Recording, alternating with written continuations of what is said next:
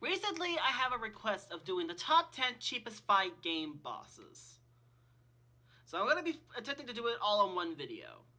But I just want to say I'm not going to be doing this. This is the only time I'm ever going to be doing this. So stay calm and relax. But I recognize the scenery. This is from Super Smash Brothers Wii. Brawl. I love that game. But anyway, let's get into this. But before we do that, make sure you watch the original video, link the description box down below. Before I do that, let's begin. Hope you all enjoy. Let's go and see this. Now I've gotcha! Ah, dang it! You need some help? Yeah. Intro time! Come on.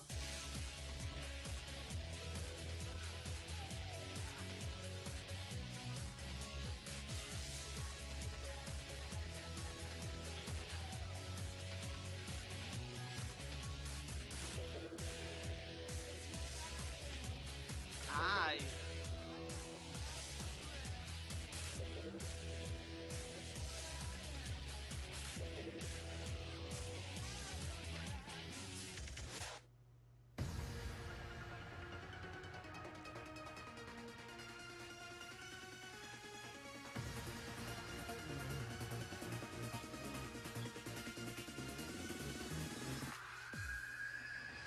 What's this Fighting video games about? are loved for a number of reasons, whether it's for the vast array of characters, intuitive combat systems, or just the simple pleasure of beating the stuffing out of someone.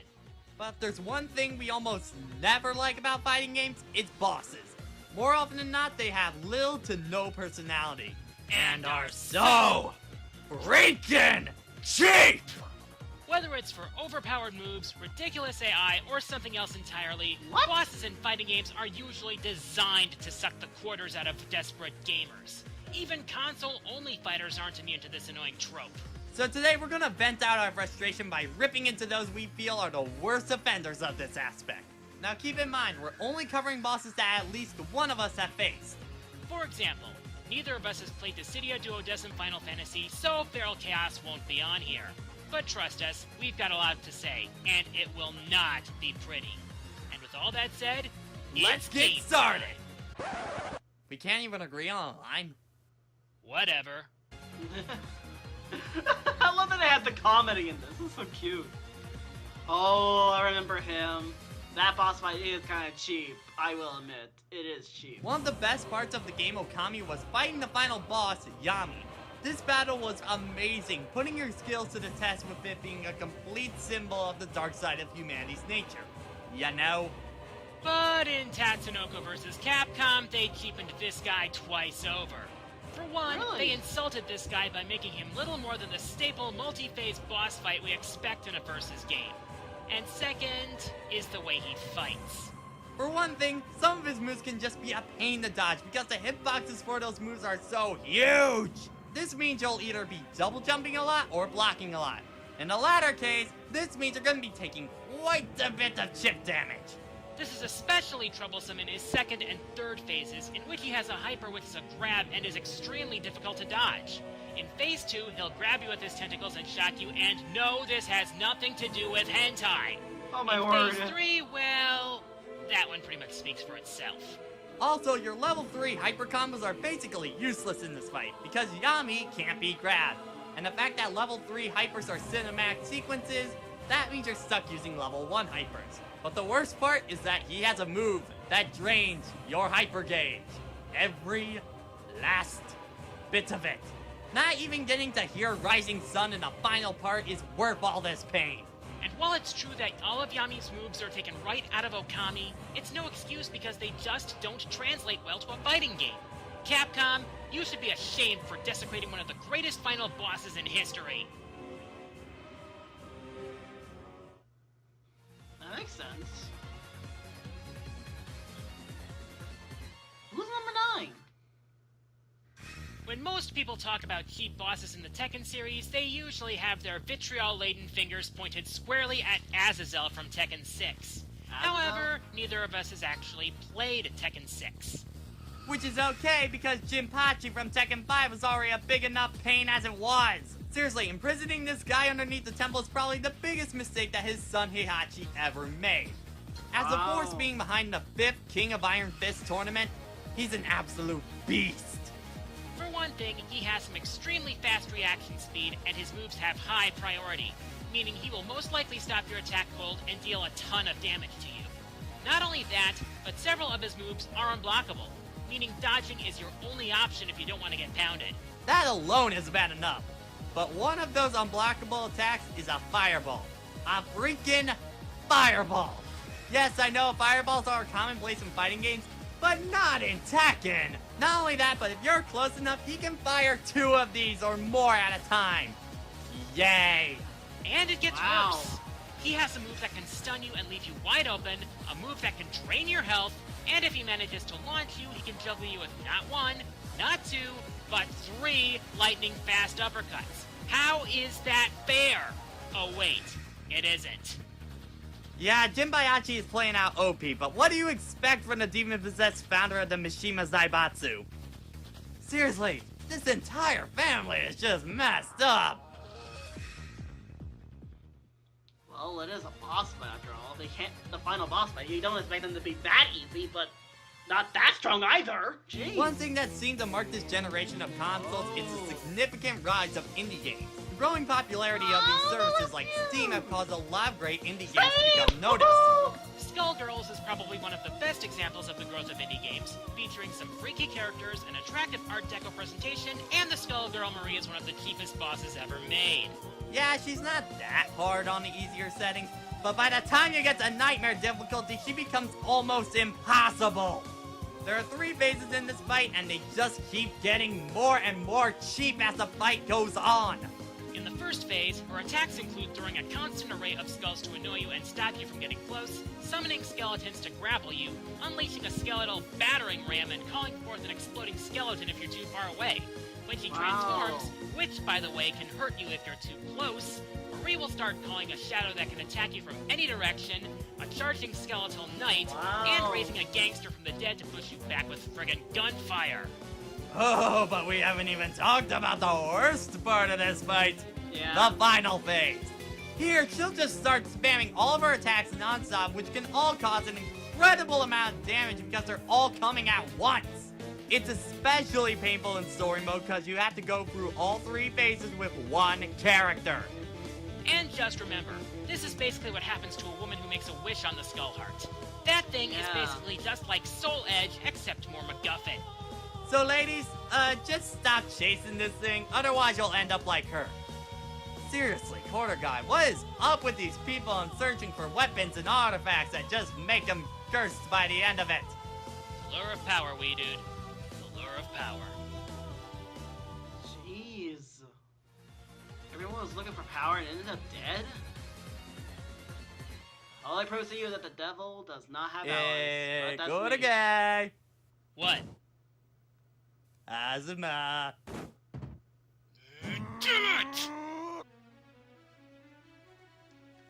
But that's just my As opinion. I'm sure you all know, I absolutely hate Hazama. Or Terami, or whatever the hell you call him. But while he is a god of trolling and a complete villain Sue, his regular form is interesting and fun to play against. His unlimited form, on the other hand, is anything but. For starters, like pretty much all unlimited characters, he's faster and more powerful than before. Not only that, but in his regular form, he had certain moves that required a setup to use into another move. His unlimited form does not have this restriction, meaning he can pull out all those moves whenever he wants. And it gets worse. You know his eternal coils of the Dragon Serpent? Yeah, that distortion drive becomes extremely difficult to dodge unless you're in the air constantly.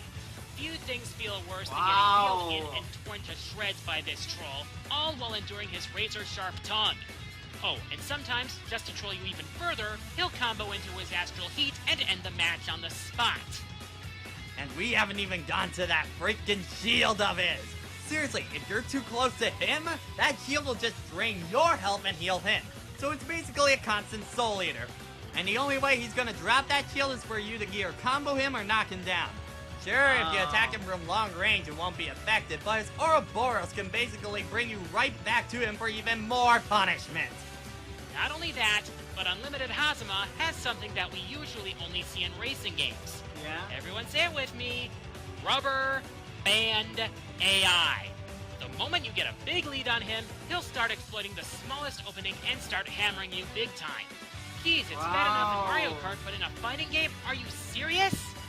Okay, now I'm convinced that this is the guy who taught Hades how to troll.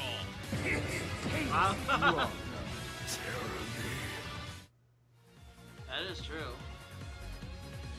Jeez, that's pathetic.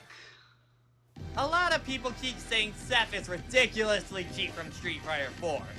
Let me tell you, Seth is nothing compared to Gil from Street Fighter 3. You see, Street Fighter 4 had these things called focus attacks, and they made fighting Seth a lot less painful. When fighting Gil, however, there's no such mechanics you can abuse to make this any easier. Of course, it stands to reason that his normal moves do a lot of damage, even when blocked, by the way, but it starts getting crazy when he busts out the projectiles. Aside from the fact that his projectile changes depending on which direction he's facing, both his pyrokinesis and cryokinesis go right through your standard projectiles. You'll need an EX projectile just to cancel them out. Not convinced yet? Well, his moves do a lot of heavy damage on hit stun.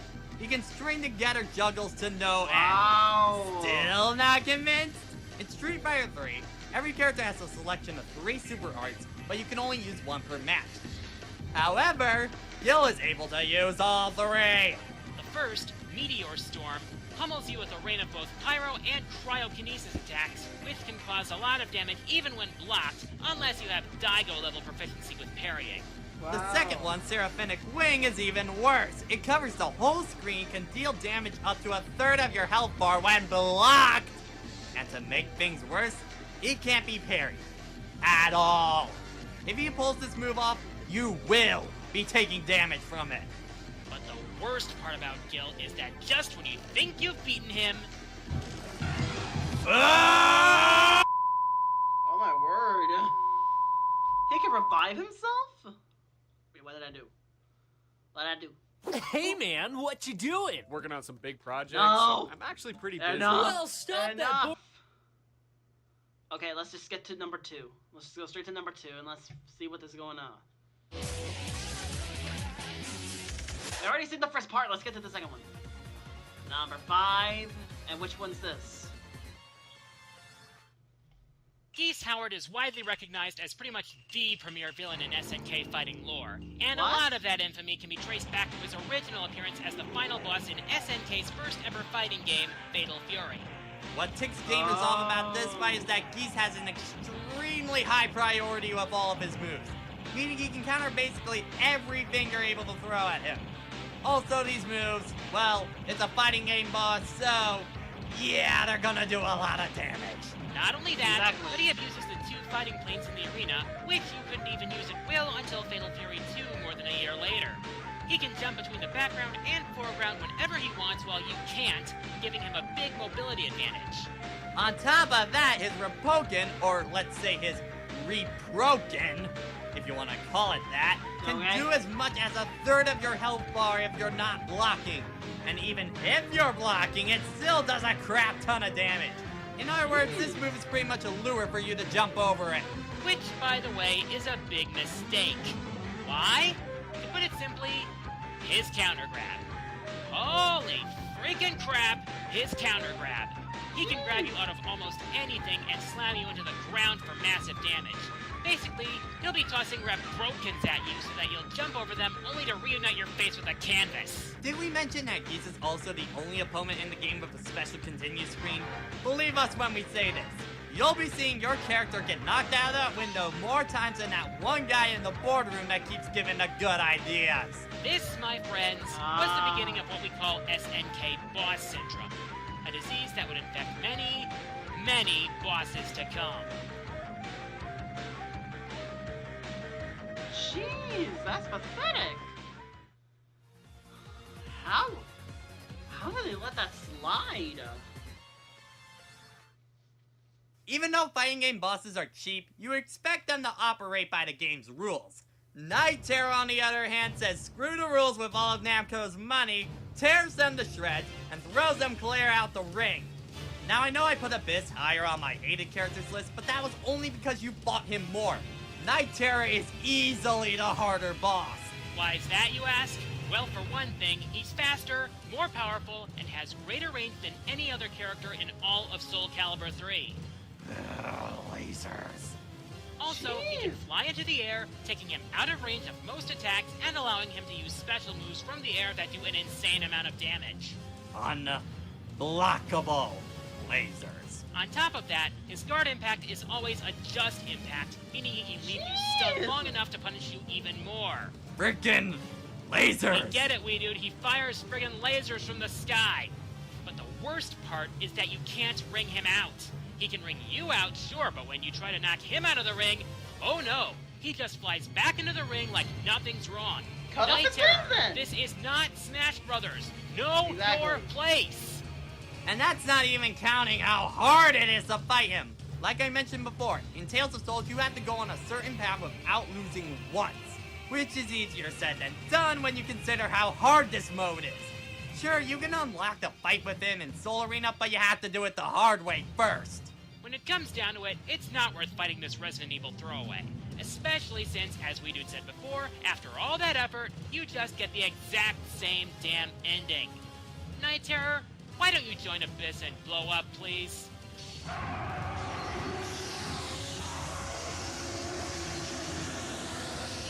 Thank you. Jeez. The boss is so hard that you can't even get the special ending? Wow. Depressing. Hey, wee dude. What? Shao Kahn. Shao Kahn? Who's Shao Kahn? Why did I not see that coming? Who's Shao Kahn? Yeah, considering that we're both fans of Mortal Kombat, you expected this guy to be on here at some point. Ever since this guy's first appearance in Mortal Kombat 2, he has been overpowered in every single game where he's been a boss. The number of cores that this guy has sucked out of gamers worldwide could probably fill Fort freaking Knox. For starters, he's got moves that come out faster than yours, hit harder, and have higher priority. If he hits you with his rising shoulder tackle, he can juggle you easily. Also, his moves can leave you reeling. Especially his hammer. Seriously, if he hits you once with the thing, it causes so much hit stun that he can just go and throw another one again. And he can just chain his hammer over and over with no time for you to respond until you're dead. Not only can he throw that massive hammer like it's a twig, he can also impale you with energy spears, and even shower you with energy balls in Mortal Kombat 3. And those things friggin' hurt! And good luck trying to get a combo on him. Sure, he can suffer from hit stun, but because of how sturdy he is, he can take hits like it's nothing. Also in MK9, his X-Ray is so overpowered.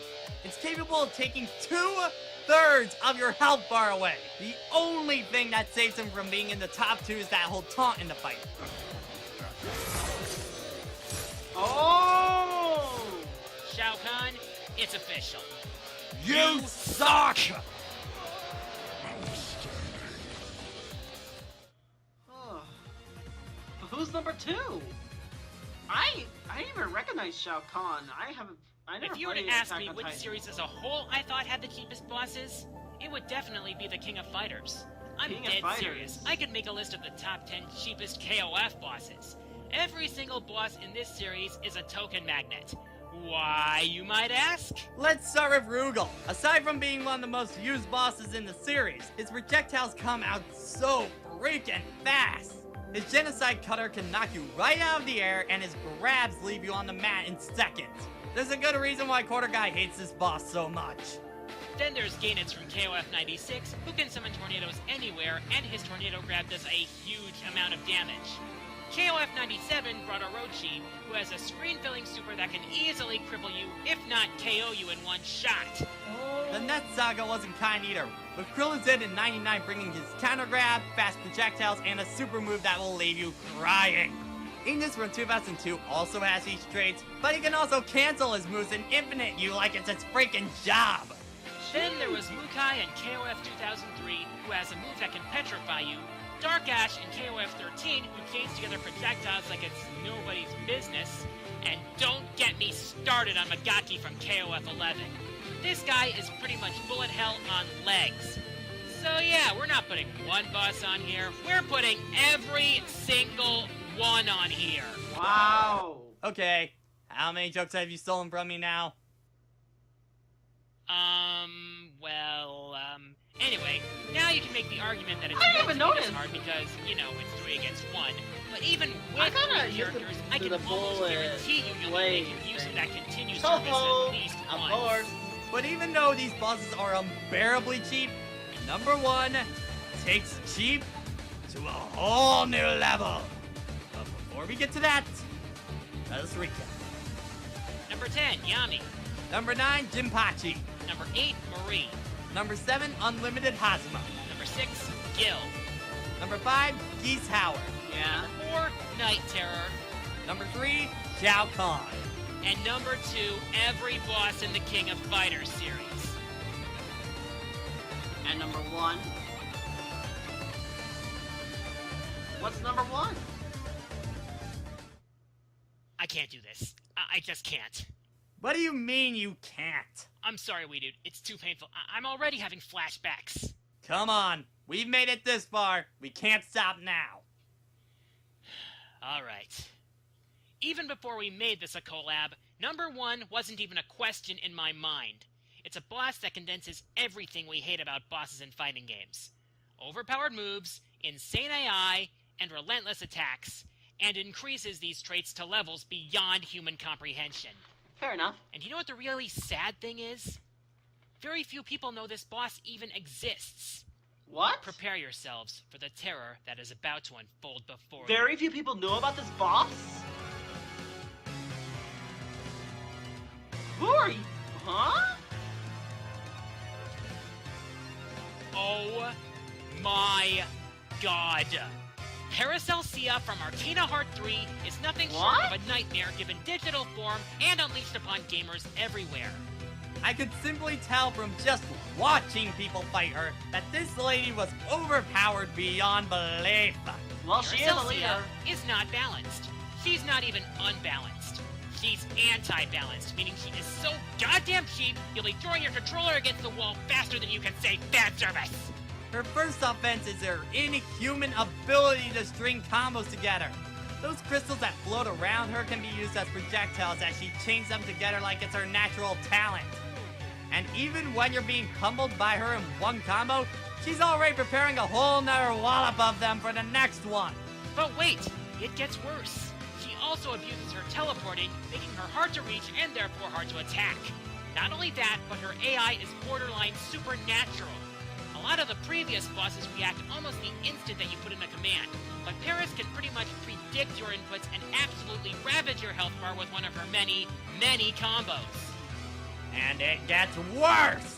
Not only does she spam her teleport, but she also spams her super moves. These moves do an inhuman amount of damage. And she uses these moves constantly in her combos. And that's What? not even talking about the moves that can poison you, slow you down, or even reverse your freaking controls. Also, if that wasn't enough, she regenerates her health the entire fight. And then there's her critical hearts. Normally, each character has one critical heart, which is basically your level 3 super move. Paris has 2 of them. One of these moves is ridiculously hard to avoid, traps you in a force field, then causes it to explode, taking nearly half of your health bar with it. The other creates a shield that needs to be broken because it causes her to regenerate her health even faster. And if you want even more proof that she's OP, listen to this. The game actually has to help you beat her. You see, in most other art-published fighting games like Blaze Blue, you can't just continue in score attack mode. This game is the exception. Every time you do continue, and yes, do, not if, she will start the fight with less health than before. What does What? this mean? It means that you'll only be able to beat her when the game decides you've had enough pain. Do you know how many times I lost to this lady before I beat her? 22. 22! I'm sorry, but when a boss is so cheap that the game itself helps you beat her, then that is the absolute pinnacle of cheapness in a fighting game. At least Ragnarok in story mode was creative. Paracelsia is nothing but a monster designed to tear your pride to shreds, and that is why she's number 1. At least I have this to show for it. I'm the quarter guy. And I'm Reader Day 3, and fighting game bosses are still too cheap! Ain't that the truth?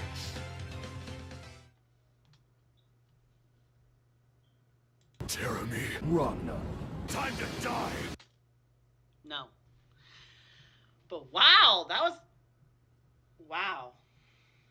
Who would have guessed that there was actually a lot of tough boss fights in the game? Well, anyway, thank you so much for watching. If you enjoyed this video, press that like button. Want to see more videos like this on a daily basis? Subscribe today, totally free. Share this video with your friends. Leave a comment down below. But before I do that, I'm just so stunned. I didn't know there was tough games like this. I literally didn't. But these are the top 10 cheapest boss fight games. And no, I'm not going to do any more countdowns. I have my reasons. Goodbye. And let's see what happens next on the next video. Jeez.